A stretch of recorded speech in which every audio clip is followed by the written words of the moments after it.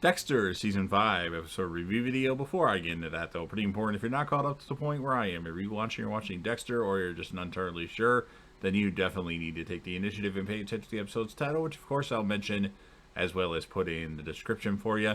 If that happens to be the case and you're not caught up, it would be my recommendation that you don't watch this video any further to avoid any potential spoilers. This will be Dexter Season 5, Episode 3. The title of this episode is called Practically Perfect. And this will be my review reaction recap after just finishing watching the episode. Dexter is hiring a nanny for Harrison, and Deb is putting all the candidates through the ringer.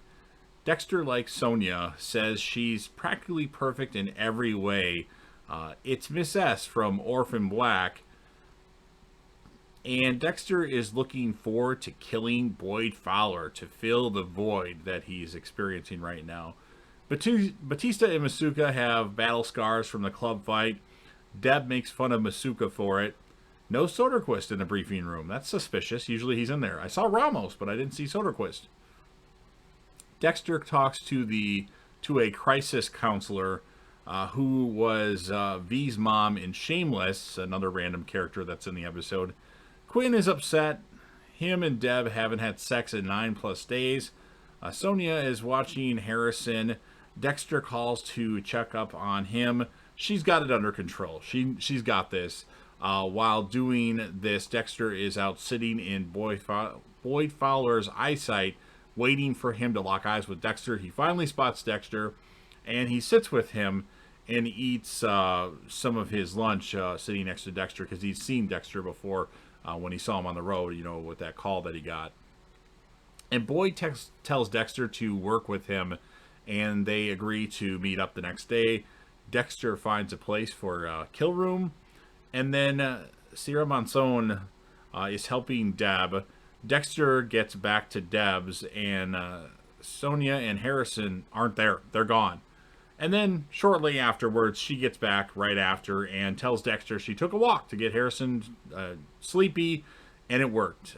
Didn't answer her phone because she had her hands full. And she tells Dexter she left a note on the fridge if he would have looked on the fridge. And there is a note there. And then Dexter tells Sonia he's lucky to have her. And then Batista tells LaGuerta what happened specifically at the club. Talks about how she gave the best blowjobs that one guy said. Dexter tells Deb Cody called and wanted his recipe for pancakes, because Dexter makes the best pancakes.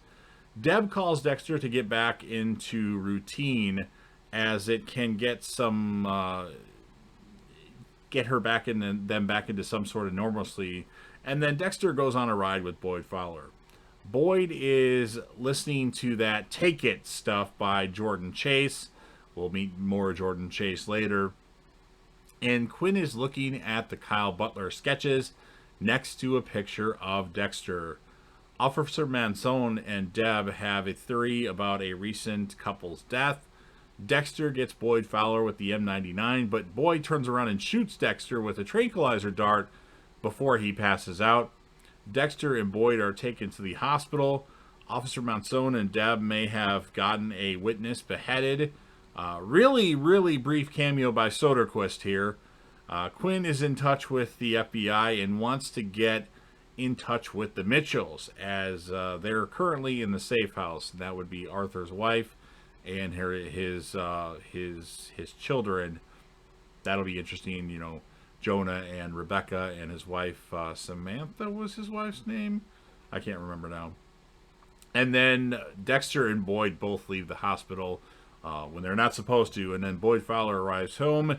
Dexter is also there and gets Boyd Fowler with the M99, and then Dexter calls Sonia to tell her that he's going to be late, and she's going to have to get used to that, because he does that a lot. He works a lot of hours, as a blood splatter analyst and as a serial killer. And she tells him that Harrison took his first step, and then she had sent a pic to Dexter's email so he could see it. LaGuerta gets a visit from somebody from Internal Affairs. The officer, Angel beat up, passed out while on the job, is now in the hospital. Boyd's duct taped to a table, and then after a talk with Dexter, Dexter stabs and kills Boyd Fowler. And Boyd was a really interesting villain that is very underrated. And as Dexter kills Boyd Fowler, he notices that a woman watched from a locked room through a window. She saw everything. She saw me, Dexter's narration says to end the episode. So, it was okay. Yeah. Not a huge fan of the beginning of season 5. I know it picks up a little bit. As far as a score of this episode, it's going to be an 8.0 out of 10. The character of the episode, Deb, you can give it to Sonia too. Either one of them. As far as our male character of the episode, I'm going to give it to Boyd Fowler because he notices things. He noticed the ring imprint on Dexter's finger, and he questions things in CSI's Dexter, and he was a really good villain. That was only in 2 episodes, I believe, of the series. And as far as Boyd's score as a villain, I'm going to give him an 8.5 out of 10, just because I think he was actually pretty formidable, unlike certain villains that have been on the show. So you've heard what I have to say. Now, of course, it's your turn. If you happen to be a fan of Dexter or Dexter New Blood, please don't wait. Smash that like button right now. Share the video with whomever you want, or if you want to put it on all your social media platforms, such as MySpace, go ahead and do that. Sound off in the comment section about what you think about this episode of Dexter, Practically Perfect. What would you score the episode? Who would be your character of the episode? You could do male and female. And if you want to rank Boyd Fowler as a villain, anything in between a 1 and 10, or a 0, I guess, please do so. And then, of course, last but certainly not least, you're already watching the video anyway, so don't forget to hit that sub button, subscribe to the channel, join the team, show your support, and be a part of something special. And JDev will return.